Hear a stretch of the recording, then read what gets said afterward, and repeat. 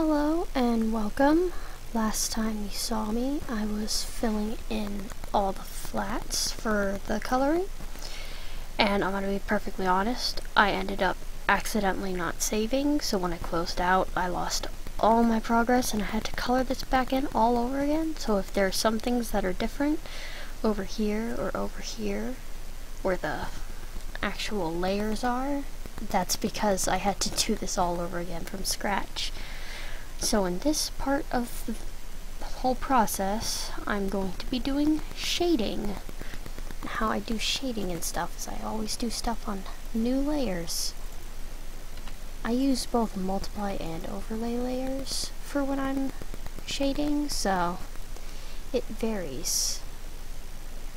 And then once again, let me go hunt down my character reference.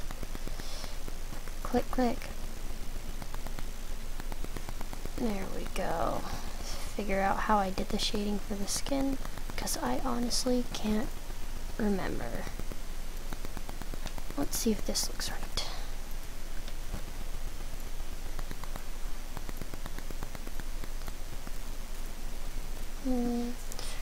Now, you have to shade based on different kinds of lighting, but I mostly shade with the light source coming from around this area here. I don't know why, it's just how it ends up turning out. I really do need to vary that sometimes, but, however, for now we're just gonna worry about this. I always blur the colors together after I do the initial laying down of the colors, because I feel like that makes it look more put together, I guess. I just feel like it looks nicer. So, like that for instance, it looks pretty nice from my perspective. If I just left it as the normal lines, I can't pull that off well enough in my shading style, so I'm not sure if that's the color I used to shade the skin or not, so I'm gonna go hunting and see if I can't find a better color.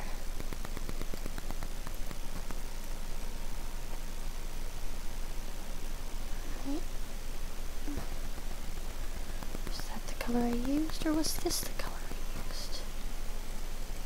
Time for me to go see whether or not her skin was more yellowish or more pinkish.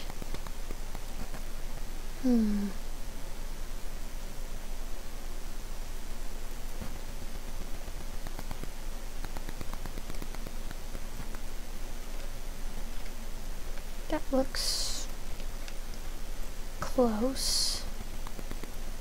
It's not gonna do anything like that. Okay.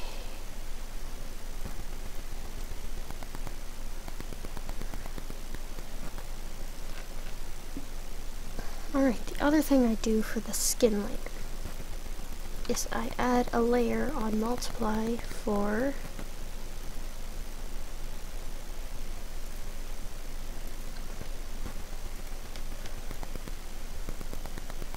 well, that didn't turn out very well.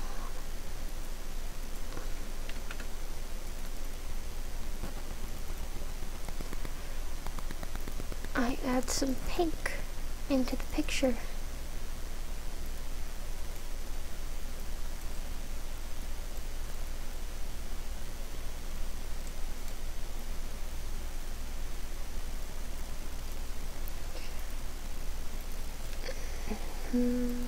I always erase a little dot here or there.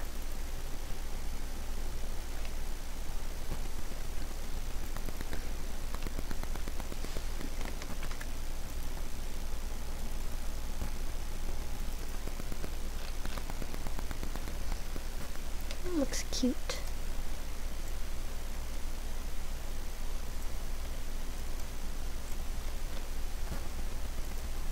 In terms of my reference, it's looking pretty put together here.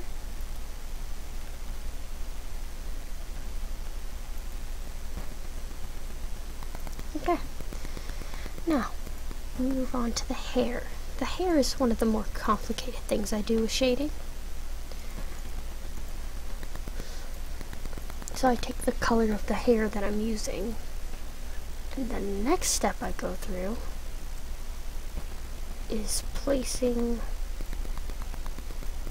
just some vague shadows. Nothing too elaborate.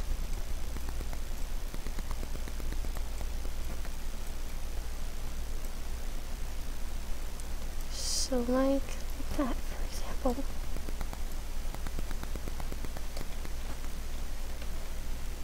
Maybe one there too. And then of course, since this is attached to the hair layer, do some with it.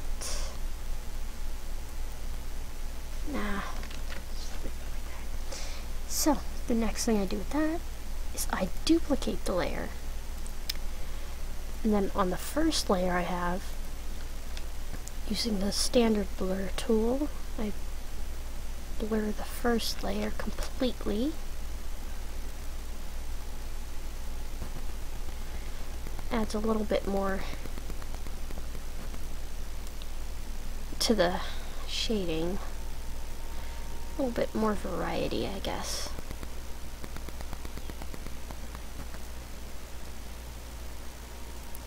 In the next phase, you go up to this upper layer here.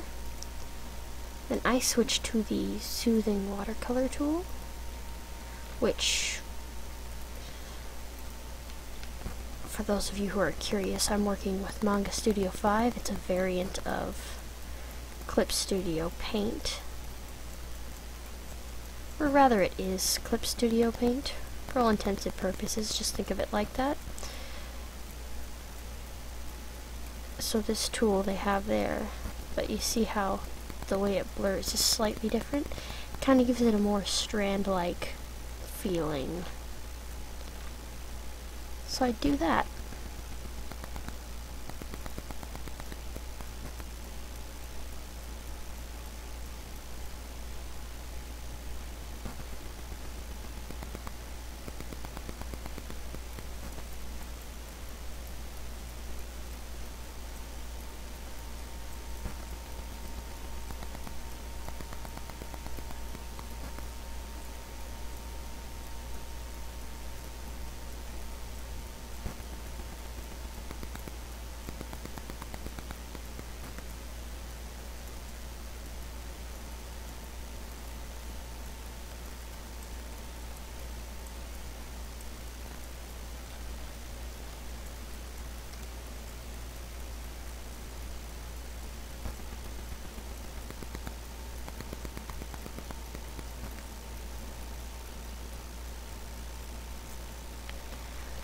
Sometimes you'll notice things that are off like that. All you gotta do is go back into the original layer for the hair and just cover it up with the proper color. Okay, so now what I have here, when you finish fiddling around with that, it's not the neatest, nicest process of shading in the world, but it looks pretty nice. At least better than it did before. I merged the two layers back together because it doesn't alter anything and it means I have less layers to deal with. And then I move on to the next layer, which in this case is wings. The way I'm going to shade the wings is going to be a little bit like the way I shade the hair, because I'm not really good at doing wings, really. So I kind of just have to wing it and hope that I get something decent in the end.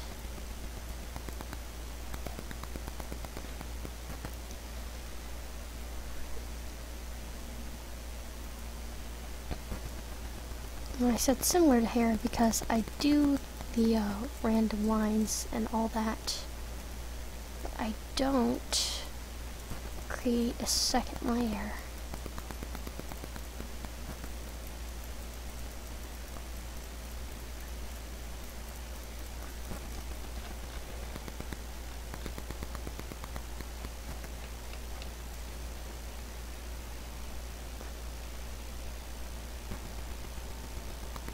So it's really, for the wings, just kind of a back and forth until you cover the whole area.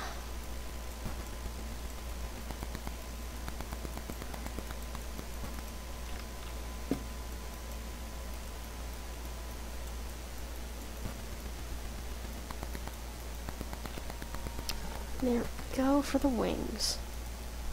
Now, we move on to the clothes. For this one, I typically use an overlay layer, so I don't have to switch colors the whole time.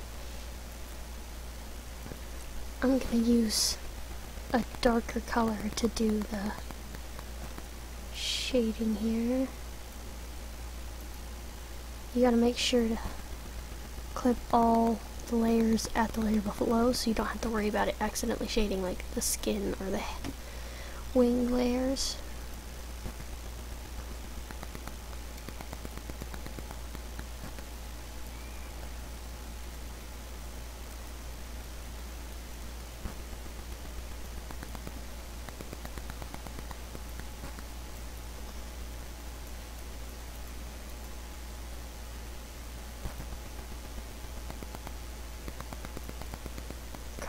That didn't work well. Okay, so you can try to get things as precise or as vague as you want it.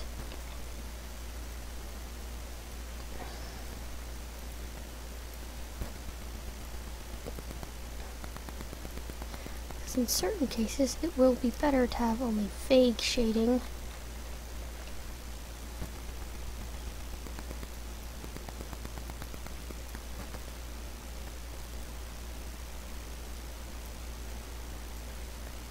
Than to have shading that's really elaborate.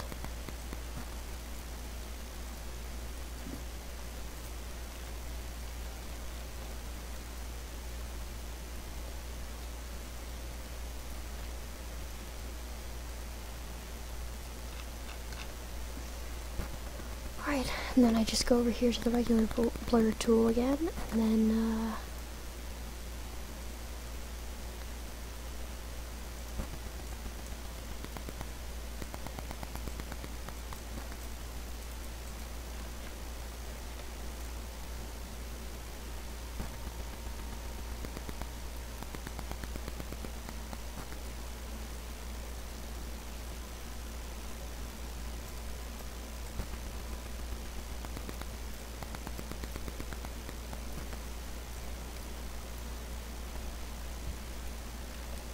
as you can see, this is the sort of thing it turns into.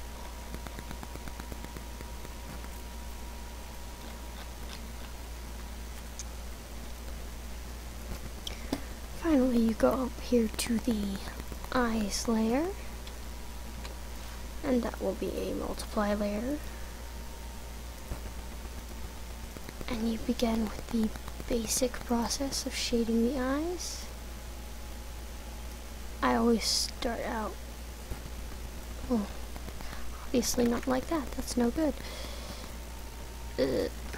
Eventually I'll get it. Right. Even that looks kind of weird. I'll figure it out eventually.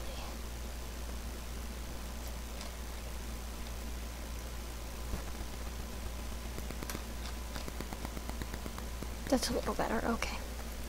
And slowly you work your way down in terms of colors.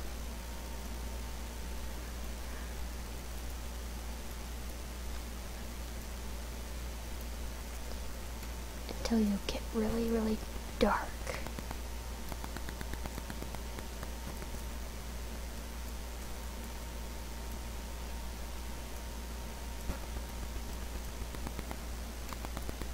And then eventually you'll just get to black. And then you go through that and you're gonna just blur it so that it kind of just comes together better.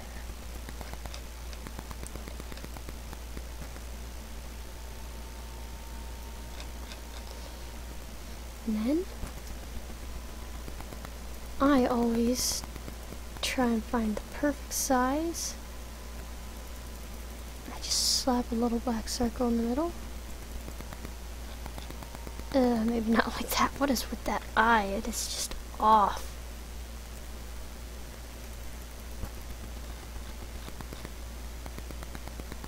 Look at it. Ugh.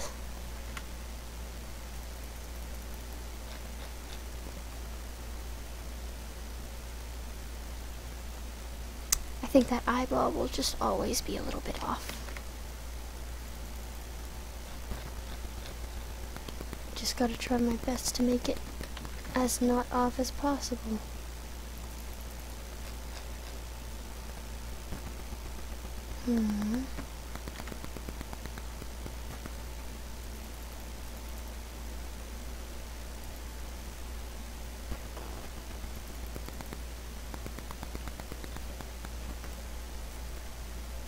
I suppose that shall do for now. So, that has been it for shading. Until next time.